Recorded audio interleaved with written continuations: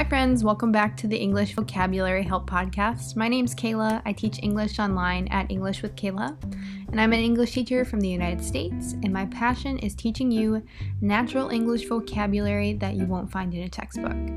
In today's episode, I asked for some suggestions on Instagram, and of course, you guys delivered some excellent ideas for vocabulary that you want to learn. Right when I saw somebody suggested vacation vocabulary, I got excited because I thought about my dream vacation. You might be familiar with this concept of having a dream vacation or an ideal vacation that you want to take, and I started thinking about mine. So in today's episode, I'll tell you all about that dream vacation, and we'll go over some great vocabulary you can use to describe vacations. Before we start today's episode, I want to thank the sponsor. So let's get right into today's episode talking all about dream vacations. Now you might be pretty familiar with this concept of having a dream vacation. Maybe if you had all the money or all the funds to take a vacation somewhere, you have it planned in your head where you would go, who you would bring, and what you would do. Now I'm a mother, so obviously on my dream vacation I'm bringing my 2 sons and my husband, and I am a person that does not like to fly very often. And by this, I mean I don't like to go on an airplane. It's just so much work to pack, and in the United States, we go through security, and you can't bring any liquids, you can't bring even a bottle of water. I just find it to be a nuisance, and I find it to be annoying. So on my dream vacation, I am going to take a road trip. In English, when we say we're going to be traveling by car instead of by plane or by airplane, we say we are taking a road trip. And I think road trips are fun because on your way to your destination, which I'll tell you about in just a minute, you get to see so many other things. And in the United States, I would say we have a lot of things to see, even in the less developed parts of the country. When you're driving in the United States, you'll drive by lots of farm fields, lots of corn, lots of wheat, and maybe you'll see some mountains, maybe you'll see some rivers. And in the United States, we obviously have 2 coasts, the East Coast, which is where New York and Florida are, and you have the West Coast, which is California, Seattle, Washington, Oregon, all those beautiful parts of the United States as well. For my dream destination, on my dream vacation, I would like to go to the Grand Canyon. In the United States, we have something called national parks, which are just kind of the most beautiful parts of the United States that we have preserved. So you can't build on them, you can't, mine the resources. And the reason we call them national parks is because the national government, the federal government, sets aside some money to take care of those parks. And they have park rangers. And because they're a national park, they have very specific rules. There's obviously no hunting, and you have to pay to camp on the land that's a national park. In the United States, it's very strict about what you can do at a national park because the way they're set up. We also have something called state parks. So each state in the United States sets aside some land that they think is also good to have as a park, but I would say those are less funded. They're not taken care of as well, and there's less rules. So usually it doesn't cost much to go camping at a state park, but for a national park, it can be quite expensive. So I actually grew up, and my family was more the type to stay at a hotel or a resort. A resort is a hotel, and it usually has activities you can do. For instance, it owns, maybe some beach properties. You can go to the beach, or maybe it has a water park and several restaurants. So the difference between a hotel and a resort is much bigger. So I grew up kind of doing that for vacations, maybe once a year. My husband's family liked camping, and they liked road trips more often. And as I've gotten older, I really enjoy a road trip and camping as well.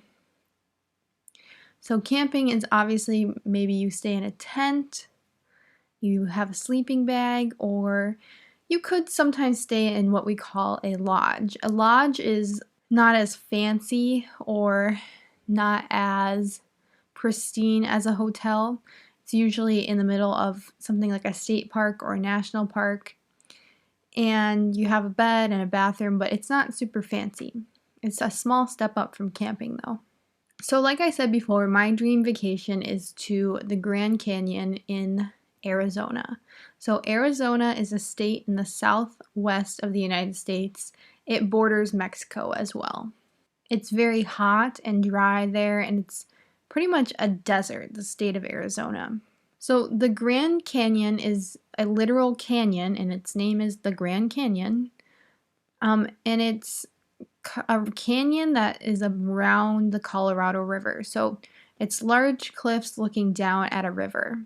I just think it would be a beautiful sight to see, and I think it would be fun to do some hiking around the Grand Canyon and maybe be able to walk into the canyon and see the river. It's something that I've just always wanted to do, so it's definitely on my bucket list.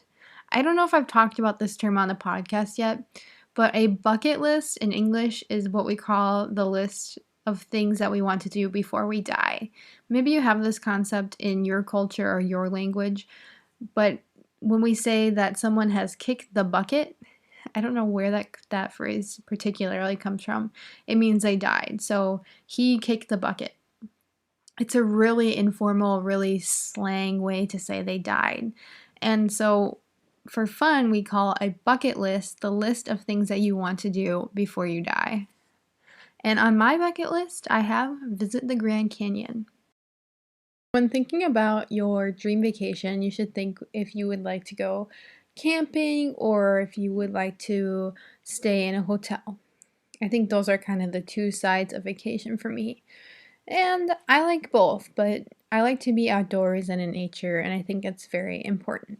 Now, as you can tell, I'm kind of a homebody, and in English, when we call someone a homebody, it means the type of person that likes being home and doesn't enjoy traveling. So I am what you would call a homebody. I love being in on weekends, and I love staying in on Friday and Saturday nights. A friend of mine had an aunt and an uncle. They were married, and the man said to his wife when he retired, "Would you want to go on your dream vacation or do you want a dog?"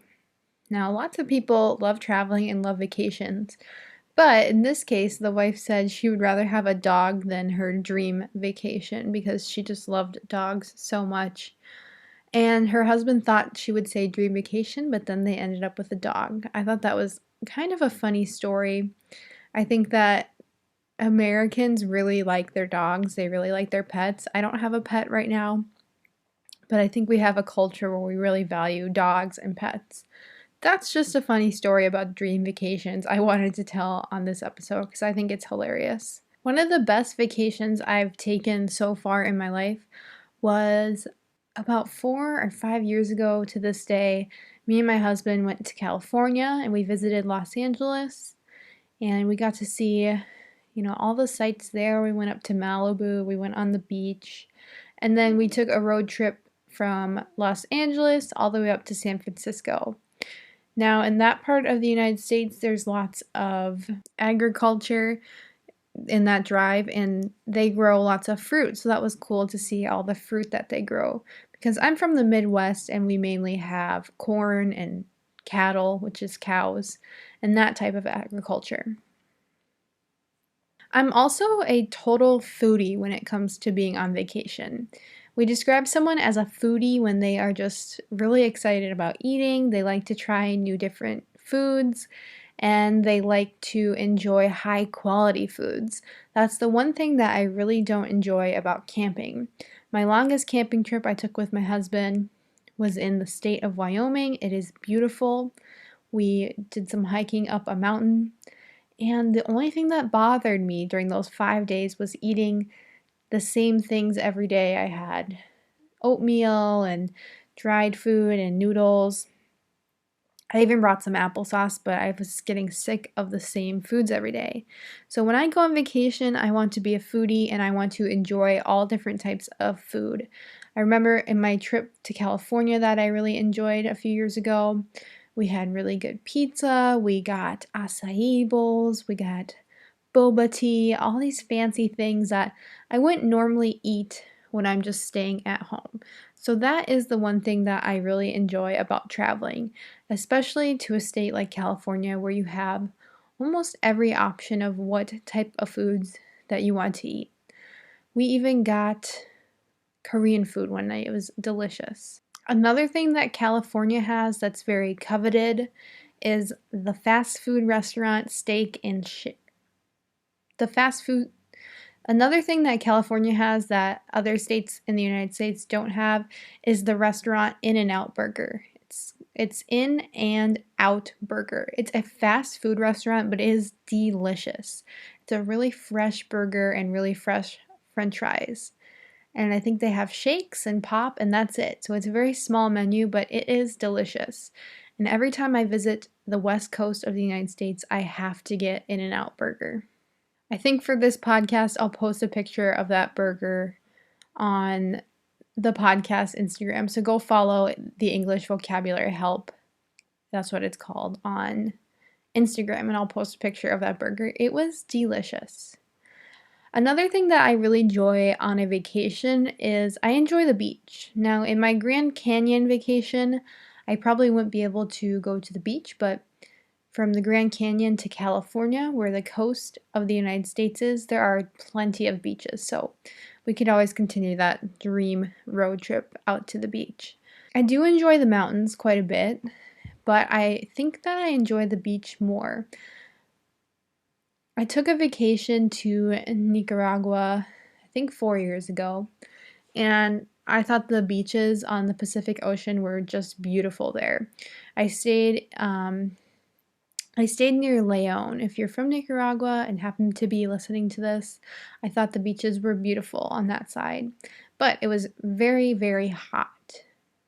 And I was able to try surfing for the first time on that vacation as well. That was another bucket list item for me. So I'm so excited that I got to try it. And I think I would try surfing again, especially in the United States. You can visit Hawaii, which is in the Pacific Ocean. It is another dream vacation of mine, maybe second on the list to the Grand Canyon because it would be a long flight from where I live. So we call the airplane ride a flight. So if it's a short flight, it's, a small distance. If it's a long flight, like from the middle of the United States all the way to Hawaii in the Pacific Ocean, it's a long distance. So if I ever get the chance to visit another place with beautiful beaches and good waves, I think I'll try surfing again. It was extremely difficult, but I was able to stand up and catch a couple waves. Of course, with the help of an instructor from Nicaragua, and they only spoke Spanish, so I had to flex my Spanish muscles to understand what he was saying. I don't consider myself fluent in Spanish, but I can get by, and I'm hoping to improve in my Spanish language each year of my life. As an English teacher, I think it's important for me to also be trying to learn a language continually too, so that I can relate to what my students are struggling with. So another thing that I really enjoyed about my vacation to Nicaragua was I was really just able to let my hair down. Now, this is literal. When I was in Nicaragua, I had very long hair and I was wearing it down. But also, we use that phrase as an idiom figuratively. A man could say, I was just able to let my hair down. It just means I was able to relax. I didn't care about doing my makeup every day or, putting on fancy clothes. I was at the beach, so I was wearing a swimsuit and sandals and shorts every day, and I didn't have to bother with getting ready, and I didn't have to be on social media. I was just really able to relax and let my hair down. So a dream vacation for me involves just relaxing. It involves good food and maybe some nice nature to look at. But I also like to visit cities sometimes. I visited New York City, oh boy, this was in 2017.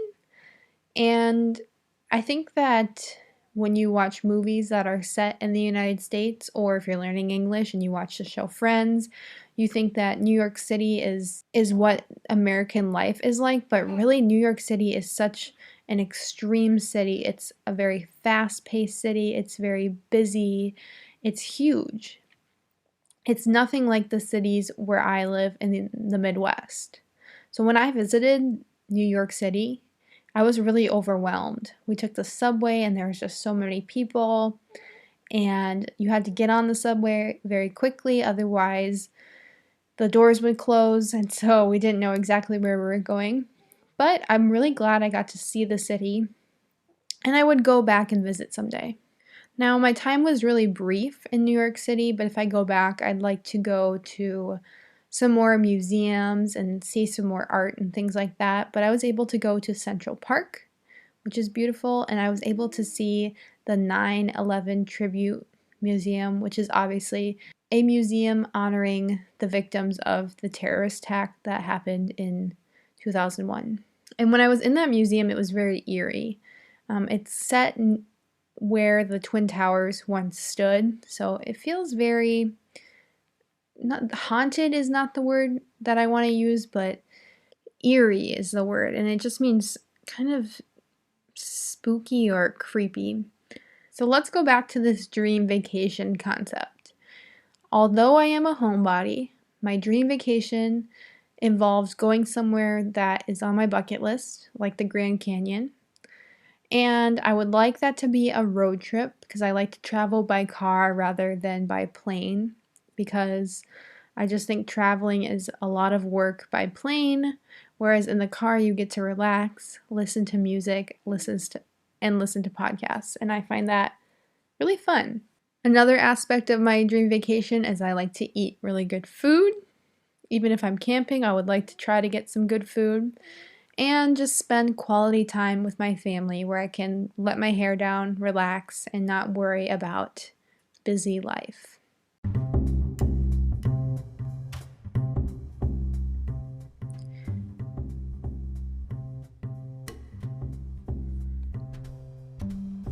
I hope that you found this episode of the English Vocabulary Help podcast interesting, and I hope you found some of the terms that I used useful in your own vocabulary.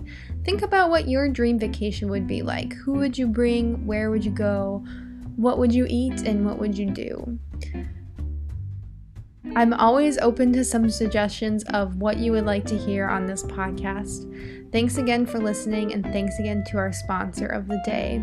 I will be here again next Thursday, and thanks for listening. Good luck studying English.